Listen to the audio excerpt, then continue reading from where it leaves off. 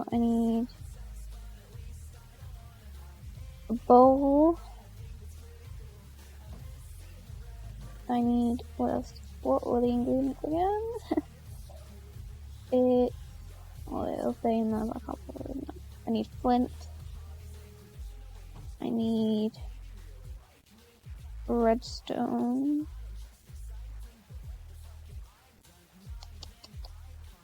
And then 3 different types of crystal. We'll go green, yellow, red. I'm pretty sure that's the ingredients. There might be one more, but I can't remember.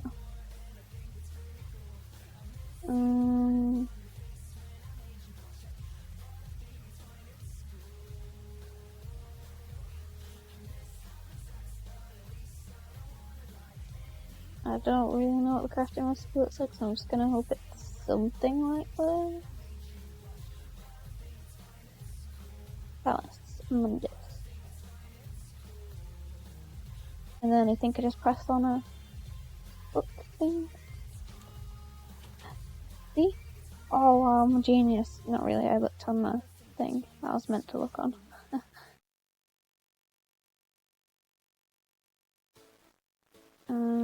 And then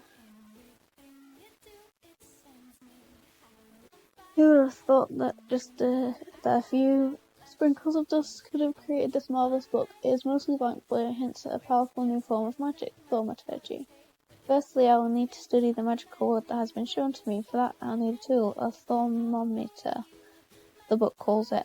A normal crafting table won't do, however, since the magical energy I need to channel while crafting it are quite delicate. A sprinkling of Salus Mundus on a mundane crafting table should solve that. The book has taught me the proper incantation to use, so it should be a simple matter. To keep myself on track, I will make a list of all the requirements that need to be met on the first page of each entry. Cool. Yeah. Okay.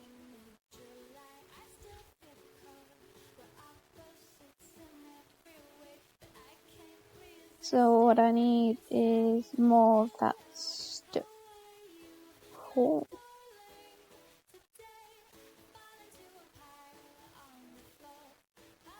There are 2 main types of knowledge: observations and theories. They are further subdivided into the main research categories of like alchemy and artifice.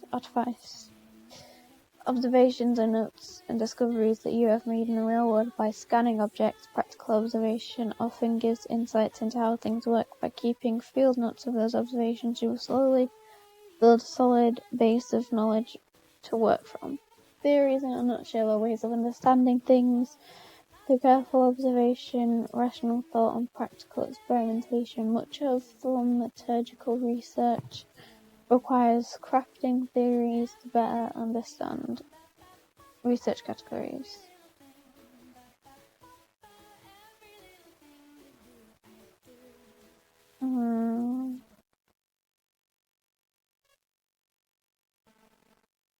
For me to make any progress as a thaumaturge, I cannot rely on simply studying the world around me or stumbling upon ancient knowledge. I'll need to make my own discoveries and expand my knowledge through experimentation. Crafting my own theories is the only way.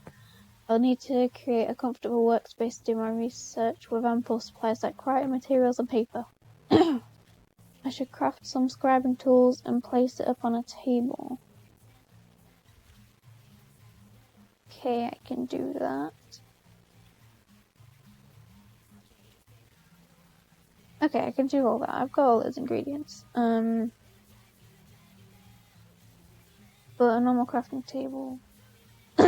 Let's bring okay. So I need more of that stuff.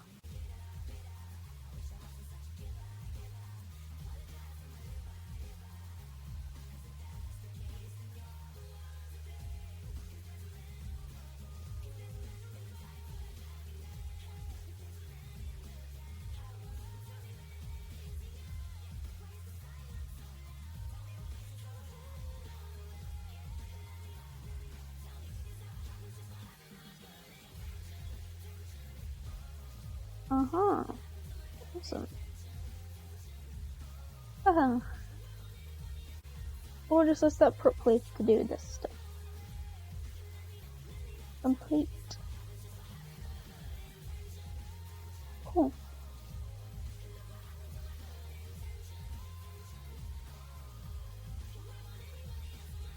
Progress. Now I have an arcane workbench at my disposal. It works much like a mundane crafting table and can even be used as such. However, there are a few key differences. Firstly, many arcane recipes will require the use of those V crystals I've been finding of late. They act as a focus for the magical energy I need to channel into the items I craft. The book calls this magical energy V. Supposedly this energy is all around me, but as yet I cannot perceive or measure it. It's time I craft the thermometer and use it to study the world around me. It should clearly mark those things I still need to examine. I have placed a bookmark to the thermometer recipe on the right.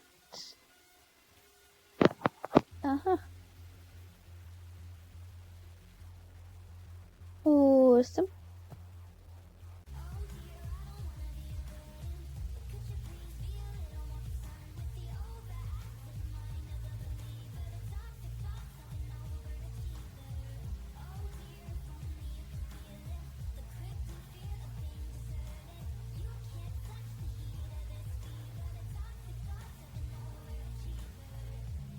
Will those just stay there?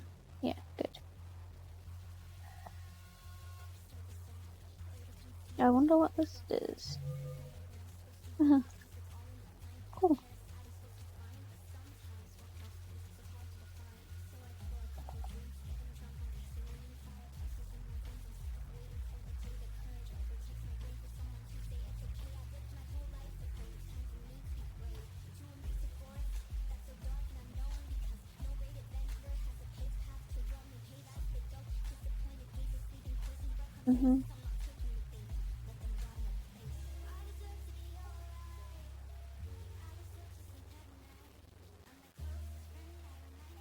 Okay, so I want to make a wood table, which is 3 slabs, and yeah.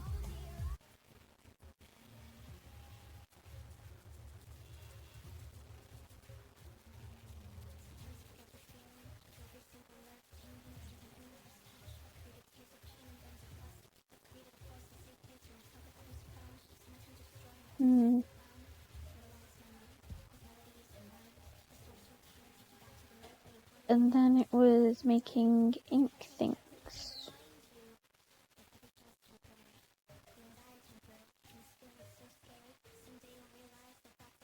I might have a feather, I might have an ink sac, I don't really know. I can just go out and get one. Okay, I can do these.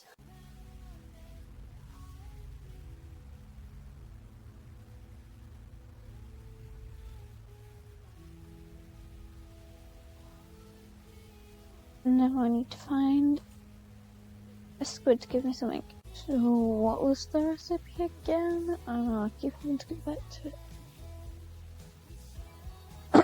Okay, it's just the things all in a row. Boom. Boom.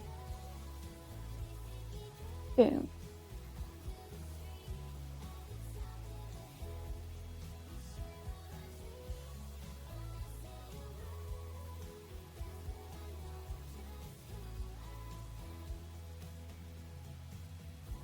Cool.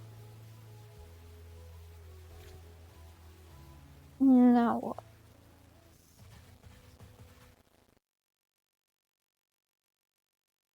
Cool. Now that I have a workspace, I should start performing some research. I can now formulate theories on how to manipulate magic to my own ends. Firstly, I should make sure the table has plenty of paper and I have ample ink for my scribing tools. I can now choose to start researching the theory. At the top of the page, I will see how much inspiration represented by light bulbs is available to me for this round of research. When I do, a stack of papers will appear on the left. If I select them, I'll be given the choice of 2 research paths I can follow. Each route will state what knowledge will grant me divided between one or more research categories. Some choices will require items marked with a golden exclamation mark will be consumed if the card is chosen. Normally I will only be able to pursue research categories that I have unlocked, though I am sure I might occasionally be able to discover completely new avenues of research.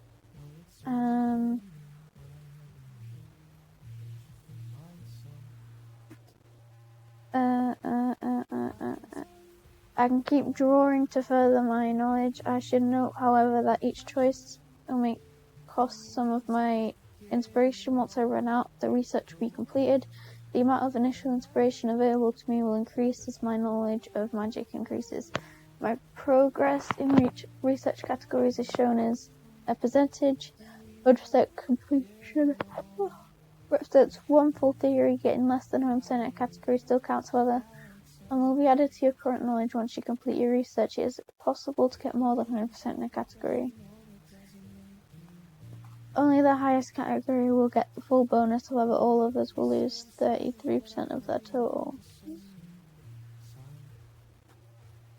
Normally research is a bit scattershot. I can direct my research with use of research aids if I use certain nearby blocks, items, and curious during the research process. It will allow me to focus my research in a certain direction.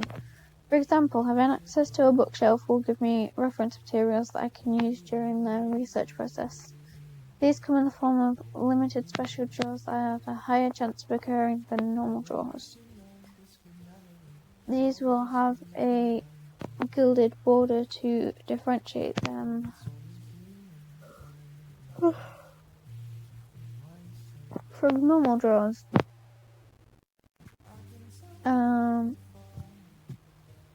For example, the bookshelf grants the balanced research option and 2 chances at the notation research option that can only be gained when used bookshelves.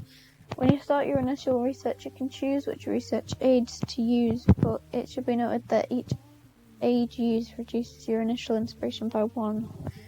There are potentially a lot of things that could be used as research aids. I should experiment. Cool. Celestial observation. I've noticed a link between the phases of the moon and the speed at which aura replenishes itself. I should investigate this phenomenon further and even expand my investigation to see if other heavenly bodies influence magic. A few minor tweaks to my thermometer should enable it to take measurements from objects in the sky. I should remember to carry some paper and scribing tools with me so I can take notes. Measuring the same body or quadrant of the sky more than once a day will not give me new insights. I need to study them over time to measure changes in the aural influence. The notes I gather should come in handy for theory crafting. Cool.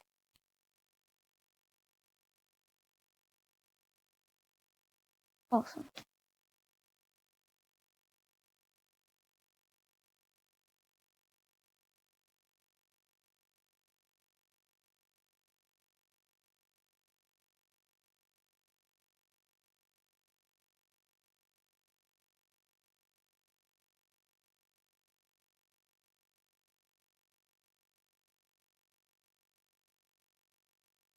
Cool.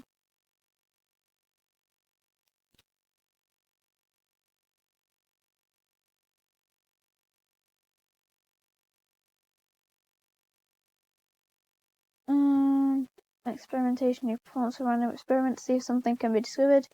Getting 15 to 30 progress in a completely random category.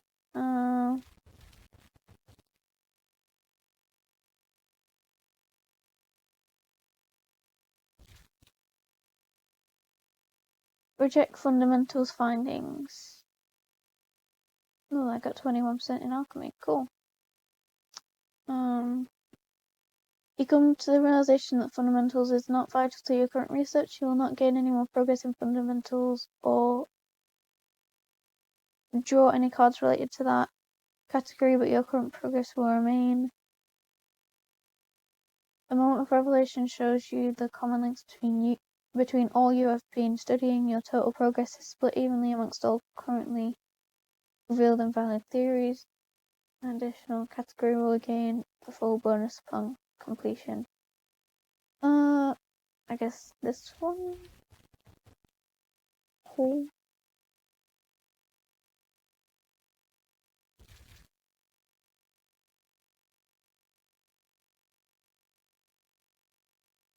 Interesting.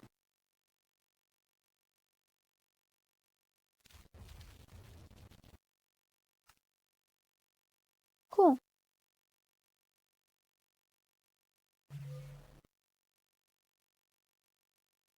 Has. Ooh, sparkly.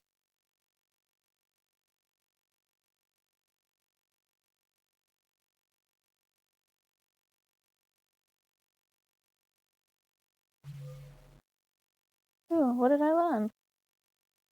Do I get to know what I learned? Oh, no.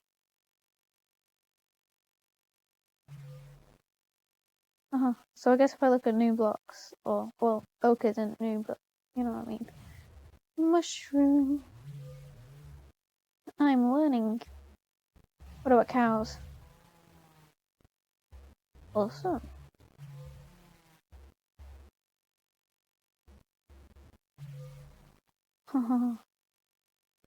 What about flowers?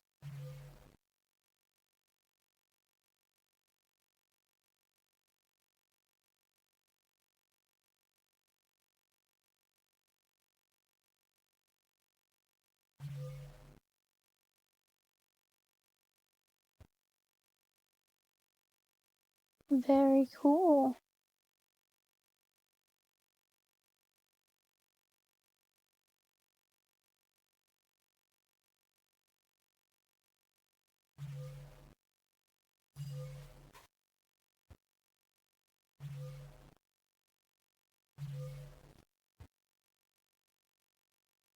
Oh, nausea.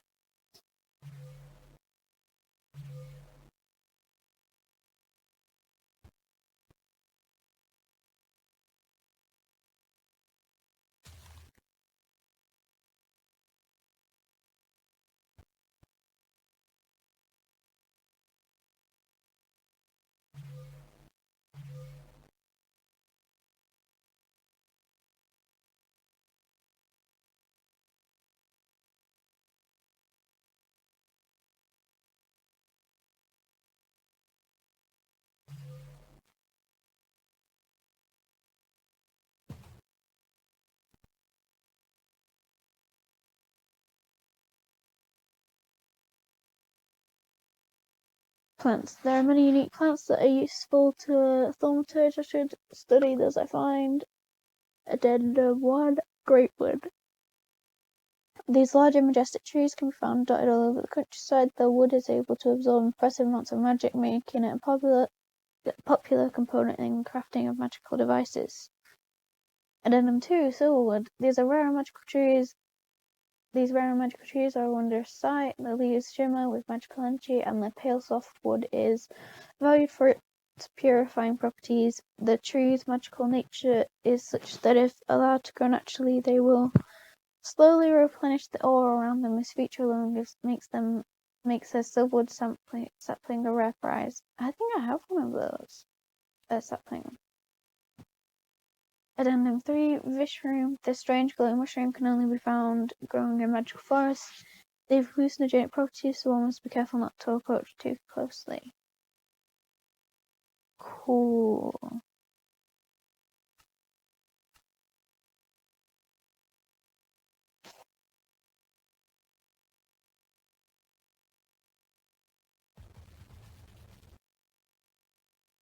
First steps. Such strange wonders are being revealed to me. Peering through the lens of the thermometer shows a world coursing with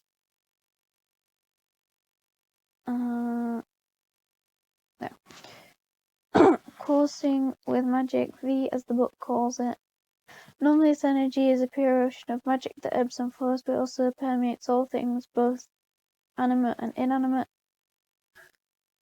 The book calls V in this state state essentia, where V is formless, and pure essentia is more rigid in its nature and falls into a multitude of clearly defined types, each mixing together, with others to form greater and more complex types of essentia. I'm not quite sure if the matter it is bound to gives essentia its nature, or that the very nature of matter depends on the essentia it contains. This bears further study. I am keeping log of all types of essentia I discover, a bookmark on the left will show you my current knowledge. For now I need to focus my energies elsewhere. Studying essentia might be a good place to start. Very cool.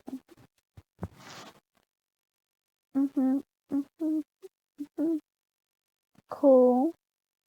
Cool.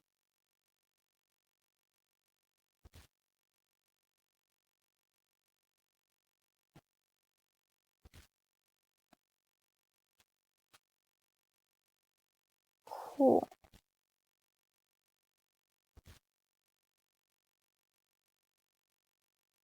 Cool. So stone and that, and then okay.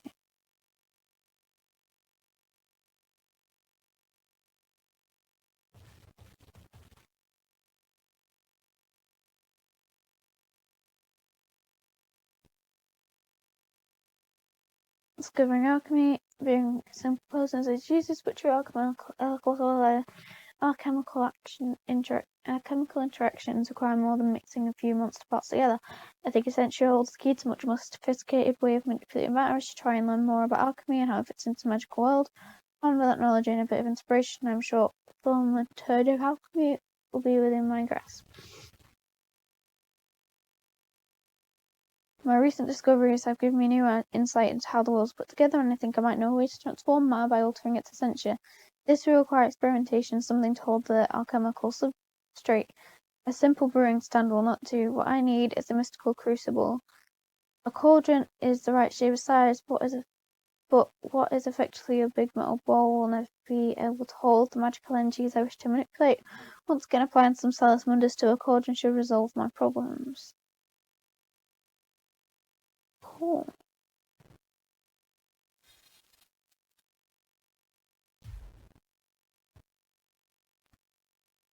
Cool.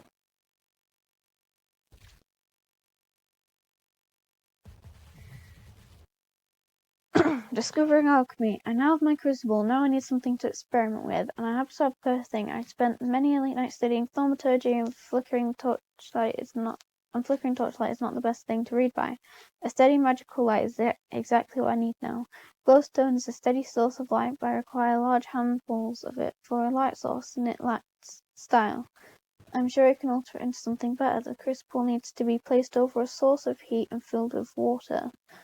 Once the water boils, I can start adding things I need. I've jotted down a recipe that I think will create a substance I've named Nitor, I don't know.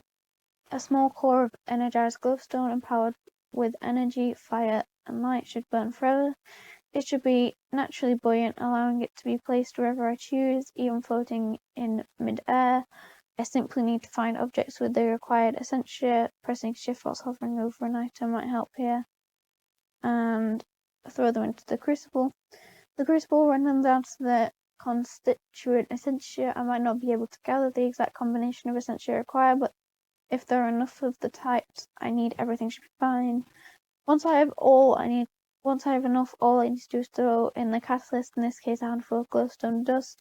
If all goes well, the glowstone will absorb the essentia and transform into nitor. I'm not sure what will happen to the excess essentia, but I can only assume it will eventually dissolve harmlessly. Shift right-clicking with an empty hand will empty a crucible. Each crafting operation will consume some of the water, so you will have to replenish it now and again. Okay. So I need to go to the nether. Cool. Discovering oromancy, crafting objects of power with V has opened a whole new world for me, yet I am not satisfied. There must be a way of manipulating the aura directly, a way to draw a V from the very air itself and mould it to my will. I should study the world around me and travel to its edges. There I will be able to learn what I need. Sometimes I feel like I am being driven by forces outside my understanding, unheard voices urging me towards great power and knowledge. Shaping V will be one more step on this journey.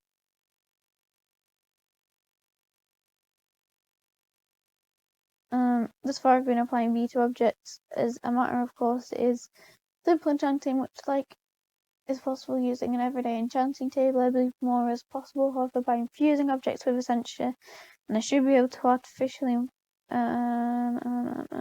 force them to take on properties and aspects of other objects or even abstract concepts. Anyone can enchant an object with magic that lifts it into the air, but infusing should be able to imbue the object with lightness itself, making it a part of its essential nature. Discovering infusion, my experiments have been successful. I've been able to infuse simple objects with essentia, but the process is complex, difficult, and dangerous. I need to find a way to simplify it before I can truly delve into all the possibilities it holds. The experiments did have some practical results as well. I've discovered a fabric that is soft, supple, and easy to enchant. I've designed patterns for a set of clothing made from this fabric. It will not only be comfortable and stylish, but while worn it will reduce the V cost of certain types of thaumaturgical tasks. The clothing should also be easily dyeable, much like leather armour. All in all, I am quite pleased with what I have done here. Okay, string and wool.